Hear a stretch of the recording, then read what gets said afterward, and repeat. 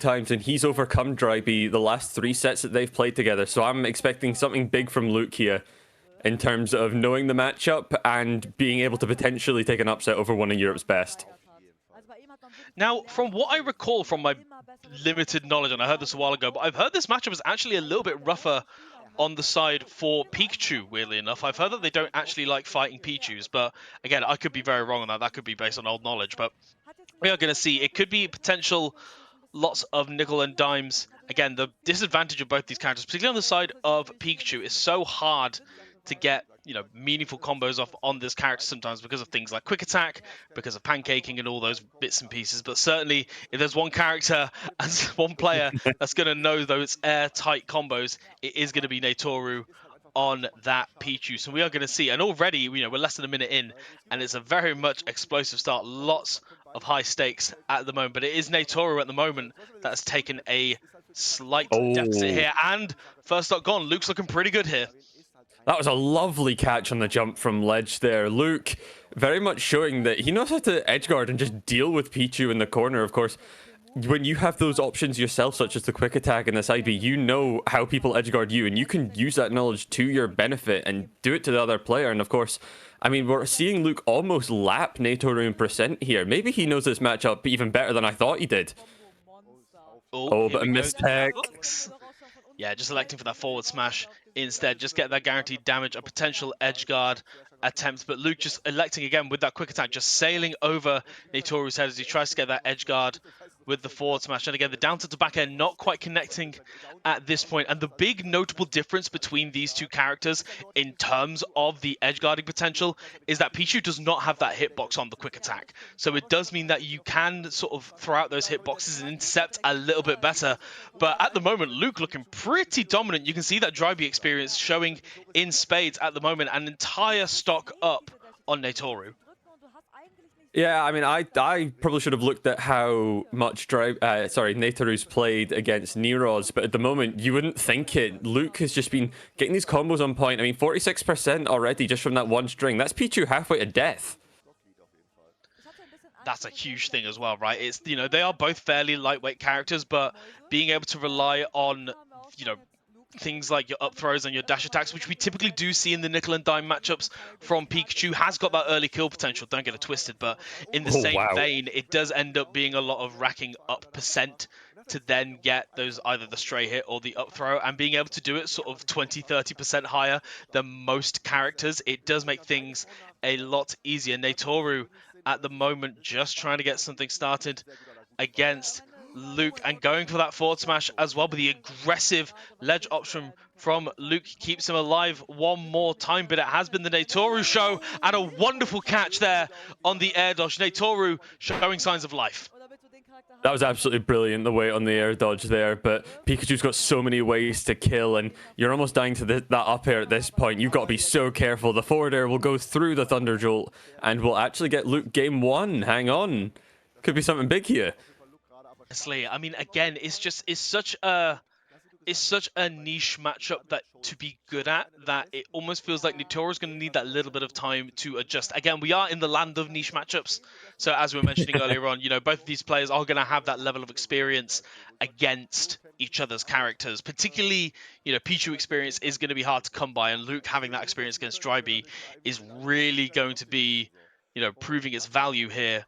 And we did see, again, some signs of life from NaetorU, some of these conversions that we were getting towards the end, but Luke clearly has got a good grasp on how to get around certain options. Particularly, you mentioned right at the end of that game 1, the forward air going through the Thunder Jolt and then just continuing with that hitbox has proven to be really, really vital in this matchup. It's been something that, you know, if NaetorU wants to play it that little bit more defensively, Luke can challenge that, and then even if he doesn't necessarily hit NaetorU, it's just able to, you know, have that presence and really put on that pressure for NaetorU to commit to an option.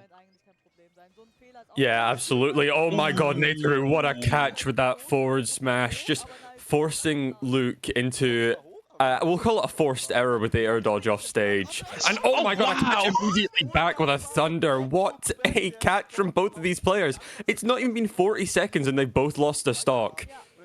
And it's wild to see that level of confidence that they've both been, both gained since that game one. I felt like even though game one was fairly quick, there was that little element of nickel and diming. There was that element of playing it that little bit slower, trying to catch each other's defensive habits and not necessarily going for those big reads, but instead, having that confidence to think, right, I'm going to save this in the back pocket. But now both of these two, they are running at each other, and it's two big moments, two big reads. Obviously the forward smash from NaetorU calling out that Oh my timing, God. and then the thunder from Luke just to even it straight back up. These two players have found their confidence in this matchup, and we are seeing sparks fly quite literally here, Kiwi. Yeah, you're absolutely right. I'm amazed at how quickly these two seem to have adapted to each other. A down tilt from that drag down. I think that might have been a misinput down smash there, because that could have been a kill for Luke. But now NaetorU catching these roll-ins here. Maybe he's starting to catch on to these defensive habits. But we'll see if he can catch from this ledge here. Goes for that back air swing, but unfortunately your dash attack does not kill as well, buddy.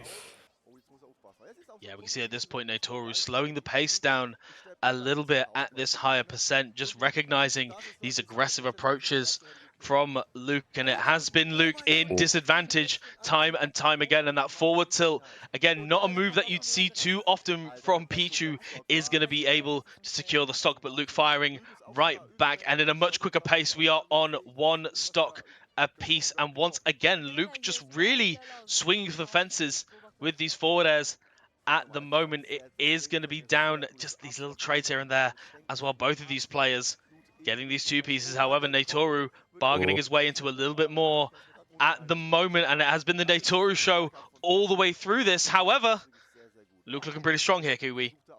Wow, able to get out of that drag down smash. That for Pichu's weight, that could potentially be death here, and you're going to have to be so careful.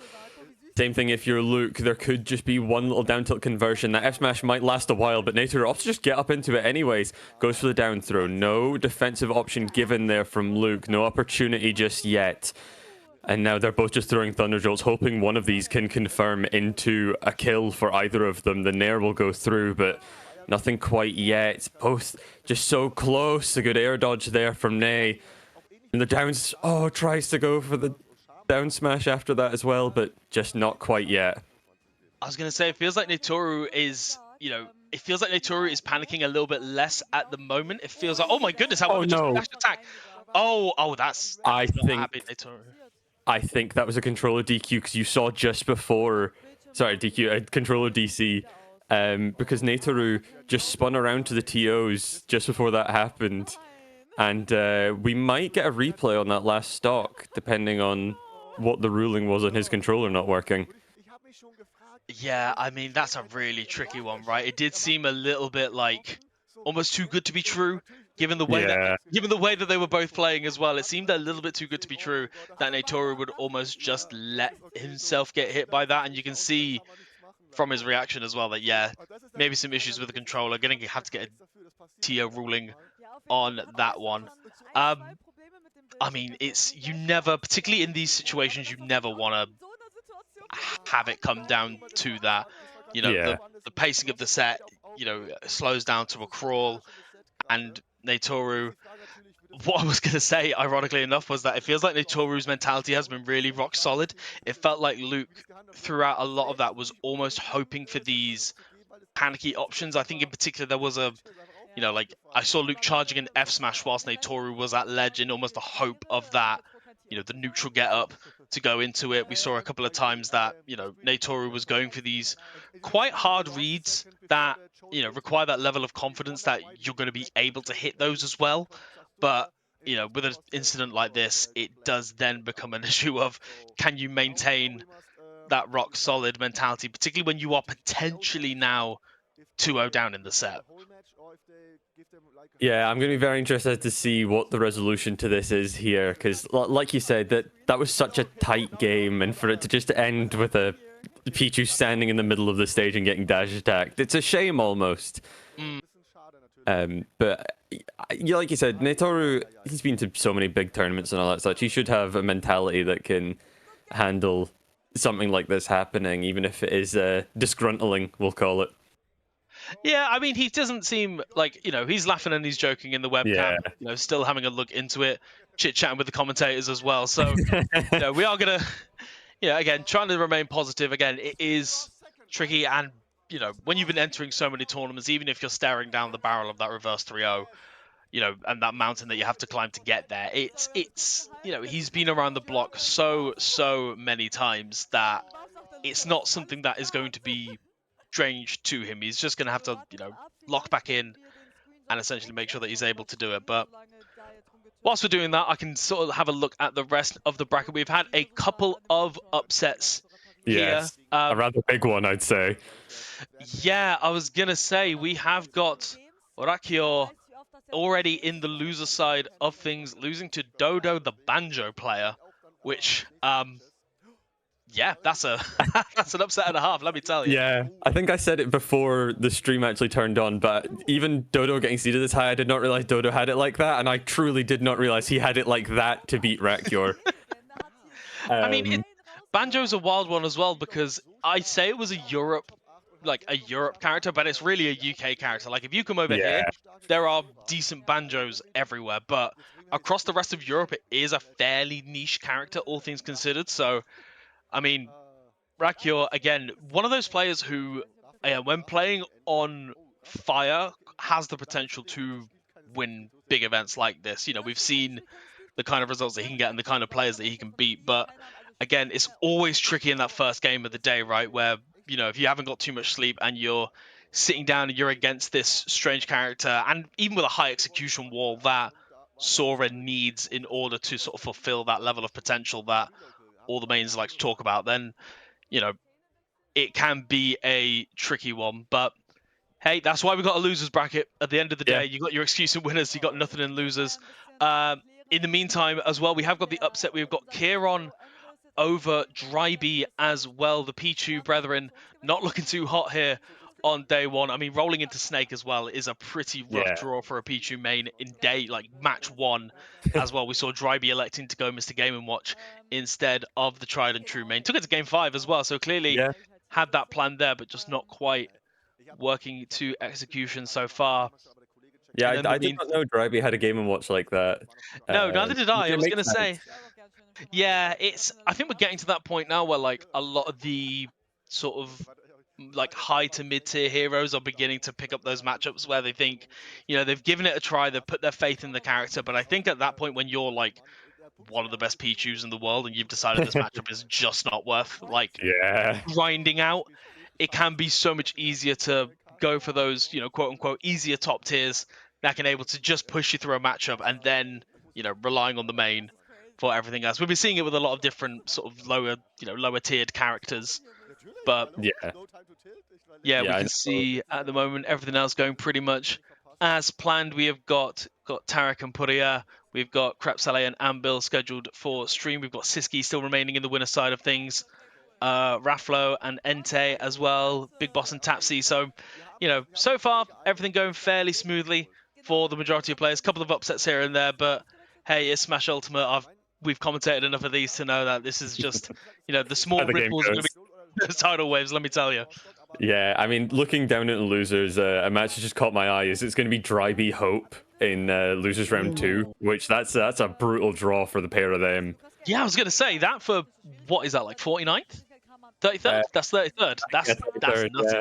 That's nutty that one of those two is going to get 33rd because of the other. But yeah, I mean, whoever wins this set and then loses the one after this will have to fight Rakior, assuming he goes on his warpath. So at this point, you're almost like, do I want to win this? Oh, we're actually back into this set, and it seems to still just be 1-0 to Luke. So it seems like we're just running this whole game back, and NaetorU's already gotten a massive lead. I was going to say, yeah, that is, I mean, fair play. At the end of the day, it was super duper close, and, you know, TO ruling is the TO ruling, and we're going to see the drag down into the down smash not quite working out so far in the favor of Luke and NaetorU. Again, like we were saying, it could be so easy to fall into that mentality of, you know, we've had this disruption, my flow is broken, but it feels like it has done nothing but power up NaetorU. However, Luke not letting it phase him so far. That neutral air into the up smash to even things out. A little bit of a deficit to make up, but we've seen how early these two are happy to kill one another. And let me tell you, those stocks, they fly in this set. Yeah, again, all we're looking at is one potential Thunder read, and we are straight back into even, especially, we've mentioned it already, but Pichu's weight is such a huge factor in what can be bad for this character. Thankfully, not missing that tech is Luke, and just trying to fish for these stray aerials to combo into something, but Nae is just not letting him have it. He's going to let him have that F-tilt, though, and he's up a full stock now. Yeah, I was going to say, this is where it can get a little bit tricky, and it's whether NaetorU is going to be happy to slow down the pace or whether he's going to push that lead even further. A Thunder read, as you say, not quite getting the right direction, but the forward smash read. Oh, and even NaetorU gasping in the player cam there. Luke just showing, again, this raw aggression, happy to call out these defensive options. However, this is where things get a little bit scary. If you are Luke, nearly getting caught by that down air, but nothing happening so far at this point. NaetorU really going to have to seal the deal. Oh my goodness, 46% and nearly had the down air as well, Kiwi. That is so scary. Those type of situations, you are panicking. I mean, NaetorU's been very emotional on the player camera when things are going wrong for him, and he has to not neutral get up into another one of these F smashes because you cannot lose a stock that early again, especially with the lead you had. Oh, gets the missed tech, the down smash. He tries the SDI out of it, but does not get a kill just yet. But that forward air catch will. Oh my god, Luke from so far behind has taken it up to 2-0. He doesn't even care that that game got reset. Now he's actually in the position where NaetorU has to reverse 3-0. Yeah, no excuses right at this point. This is the thing. It's, you know, there is an argument that can be made of it was so close all the way up. And if it was, you know, you can get into the politics of the TO's decision, but at the end of the day, Luke just saying, right, you know what, if I've got to show you that that was my game again, you know, c'est la vie, let's do it. So, you know, securing that second game, and now NaetorU, even with that second chance at life, has woken up and found himself in that same spot, trying to get that reverse 3-0, running it back to final destination, and this is going to be a tall order for NaetorU if he wants to keep it in the winner's side. Yeah, tries to go for a bit of loops there, but I think Pichu might just be too light to get the proper loops going. Both of them actually missing their loops is kind of funny to see. But we'll see both of them now just fishing for these back airs, fishing for the combo starters. A Thunder read already.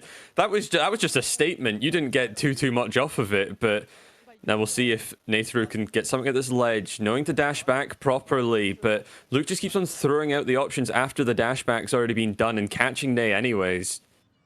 That was immaculate spacing on the air dodge, by the way, to get around that down smash. Just almost perfectly sailed over that hitbox and managing to get the punish as well. However, Luke, once again, getting around these ledge trap situations that are being thrown by NaetorU, nearly getting that grab, and these air dodges away. Got such a big punish at the end of the game too. We sort of had that, you know, the air dodge, well, the tech away into the down smash. And I wonder if that's a habit that Luke is going to be saving for a rainy day. However, just being able to go under the stage. And again, it's been these tricks and traps that Luke has been able to get around, just knowing the full lengths that he can use quick attack to just get around the ledge trap situations, just to be able to get around all of these hitboxes. It's been so impressive to see. And now Pikachu, with a little bit of rage, is a scary beast. Wow, And that killed.